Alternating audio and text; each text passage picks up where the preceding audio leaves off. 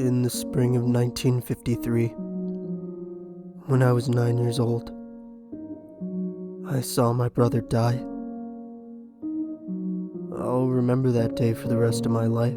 The memory has never left me, and never will. Part of it is the trauma, the slow, insidious realization that he was gone that crept into my life afterwards. But there's more to it that I don't talk about. I've held on to it for years, and I don't want to hold on to it any longer. It was the 10th of April. School had just finished, and Charlie and I were walking home, like we always did. Those were good times. Mom always had a snack waiting for us. Good old cookies and milk. Charlie was the kind of kid with a smile that could light up a room. He was a year above me, but he seemed to be full of more energy than I could have mustered. Outside, we'd play superheroes, like the ones in the comic books. He was always Captain America, and I was Bucky Barnes, with wild ginger hair, freckles, and sparkling green eyes. He didn't look like much of a superhero, but he sure knew the part well. After our snack, he'd grab the garbage can lid, and I'd grab my BB gun. We'd go out to fight with the bad guys on the front lawn.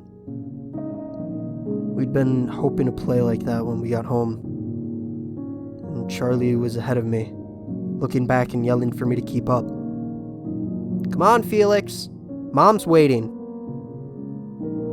I remember the smile on his face, seeing that green 1953 Chevy Corvette around the corner behind him, come barreling down the road.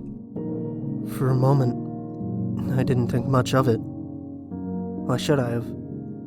Corvette should have passed us by with no issue. Sure, he was going a little fast, but shouldn't have been nothing to worry about. Charlie turned to look as he heard the screech of rubber on asphalt. I can only imagine he was admiring the Corvette.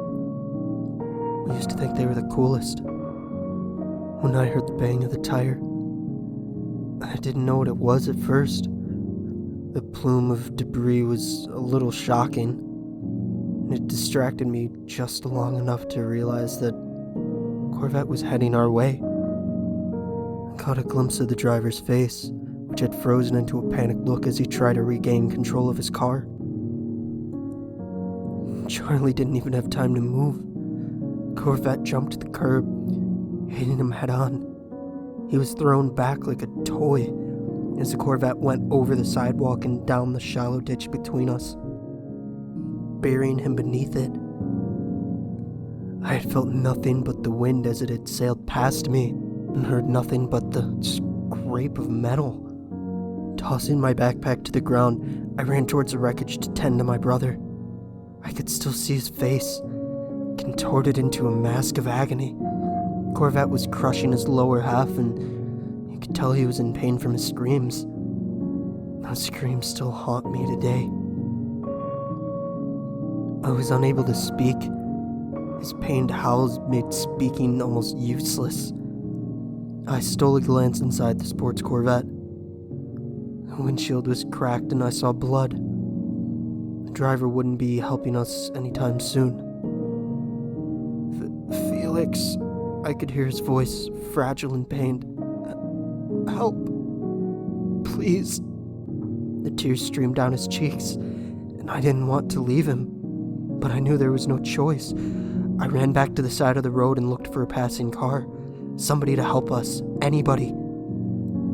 Only moments ago, there had been other cars on the street, but now everybody was gone. The world seemed dimmer. Sunlight seemed to be cutting through a thick fog that had not been there before. And there was no sound other than Charlie's screams, which quickly subsided into whimpers. I looked around frantically. In the distance, I could see a figure in the fog. I waved at him and yelled, "Hey, mister, we need help, please!" And the figure in the distance didn't come any faster. I called out for him again, waving my arms to grab his attention. "Sir, please come fast! We need help!" I looked down at Charlie. was so horribly pale, his hands on the grill of the crushed Corvette that pinned him.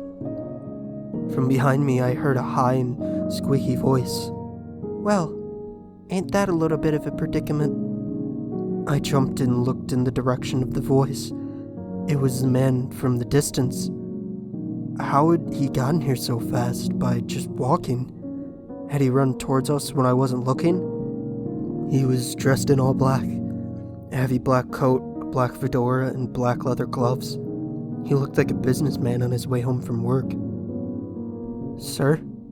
I said, my voice shaking. "Please, we need to call somebody. A hospital, something." The man laughed. It was such a carefree sound and it filled me with rage. How could he laugh at a moment like this? "My dear boy, a hospital won't save your friend." "Oh no, I'm afraid he's a little too injured for that." "What do you mean?" I asked, panicked. "Well, your friend's gonna die, I'm afraid," the man said. "That's why I'm here." He extended a gloved hand towards me. I didn't shake it. All I could do was stare. When I didn't move, he patted my shoulder and brushed past me, making his way down the ditch and towards a car, moving casually as if Charlie's cries for help meant nothing to him. I didn't have the capacity to speak, trying to process all he had said. I wasn't sure if this man was insane or sincere. He knelt down beside my brother, his smile carefree and infectious. "Don't worry, dear boy," he said, caressing Charlie's forehead. And just like that, he stopped his tormented shrieks. His body went limp and he went out, almost relaxed sigh. There. Let's get you out of this awful place." And the man grabbed Charlie by his arms and gave him a sharp pull. I opened my mouth to protest, but before I could say anything, the deed was done. Charlie had been pulled out from under the car in one piece and was standing like nothing happened. I called his name and reached out to hug him, but the man stood between us, blocking my way. "I can't allow that," he warned me. "I'm sorry." "Why not?" I begged. His expression turned solemn. "You aren't supposed to be here. My work isn't exactly for prying eyes. But here you are all the same. I don't question the why of it. Sometimes these things just are. And there is purpose in everything. Besides, I really don't mind the company, but I can't allow you to touch him. He is no longer of your world." Charlie didn't say anything to me. He didn't even look at me. His eyes had a dead, ignorant look to them. The man brushed past me and opened the door of the fallen car. He thrust his hand in and pulled the driver from his seat. He was only a teenager, but I was horrified when I saw him. His neck was bent at an impossible angle. I could see bones pressed against the skin. His neck had to have been broken. He shouldn't have been alive. The man remained indifferent to the seemingly fatal wound on the driver and simply placed his hands on his cheeks with a sudden movement, jerked his head back into place. There was a sickening crack. "All better," he said sweetly and looked at me. "What happens to me?" I asked. He had said that Charlie was going to die and the driver clearly dead too. But then, if I was seeing him, was I also dead? Was he going to hurt me for seeing him? Whatever exactly he was. "Oh, I'm not going to hurt you. You're very much alive, Felix," he said and offered a warm smile. I hadn't said anything to him. How did he know what I was thinking? I was too stunned to speak. Very rarely do humans see me. They don't want to see me in what I do. What do you do?" I asked, my voice shaking. It was just one of the million questions I had. "Well, I'm something of a chauffeur," he said. I pick people up and I drop them off. I'll be picking you up one day too. How do you know my name? I stammered. He didn't reply. He smiled and looked at the hands of both Charlie and the teenage driver. Don't you worry about it. I won't be for a while. For now, I've got to run. I'm a very busy man, you know. With that, he led both Charlie and the driver back up to the road. A black car was waiting there. It hadn't been there before.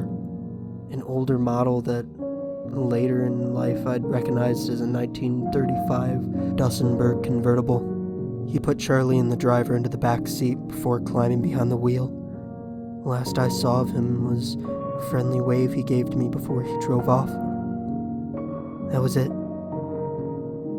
I sat down on the grass, my back to the car, and started to cry. I looked down to where Charlie had been, and to my surprise, he was still there. He wasn't screaming, wasn't even moving. He lay there, pinned beneath the vehicle with his eyes staring vacantly up into the sky. I was still in the ditch when the police came, and they took Charlie away. I remember watching them take the driver of the car out too. His neck was broken the exact way it had been when the man had taken him out earlier. But nobody just cracked his neck back into place. It would have been as fatal as I thought. I had no idea what I'd witnessed until much later. Even today, I'm still not so sure. Every now and then I'll be driving down the road and I'll see a car accident.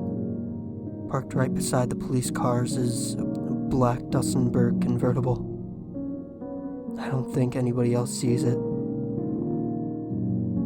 Once I saw the same gaunt man. I swore he looked at me and winked. I've taken to referring to him as Mr. Ghost. It's the only name that seems to fit the man. On the streets, sometimes I'll see the car driving past. Mr. Ghost's car. I assume he's on his way to another business. People are always dying, you know. I learned a lot about the world that day, maybe more than most people know. I learned about the methods of death.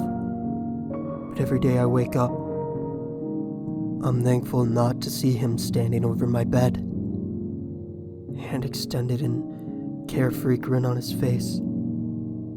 I know that is what's going to happen one day, and I hope I'm ready when it does.